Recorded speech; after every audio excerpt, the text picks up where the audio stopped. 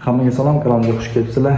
Eshikning yonboshlarini suvoq qilish uchun pravila qo'yib, suvoq qilish shart emas. Endilikda bu yerga uголок qo'yiladi va bu tarafga primikatin yopishtiriladi va men bu shpatel yordamida mana primikatinning yonboshida shpatel o'rnashadigan joy bor. Shunday qilib ko'tariladi.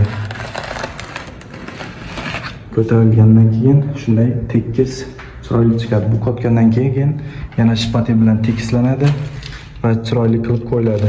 Mana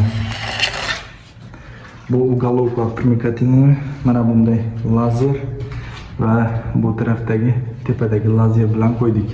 Ko'rishingiz mumkin. Mana uголок bor. Bu tarafda shunday tekis chiqqan, mana chiziq tekis chiqqan.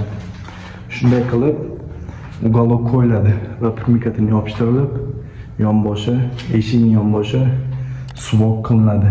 Pravila umuman shart emas. Albatta kanalimga obuna bo'ling, like bosib qo'yishni unutmang.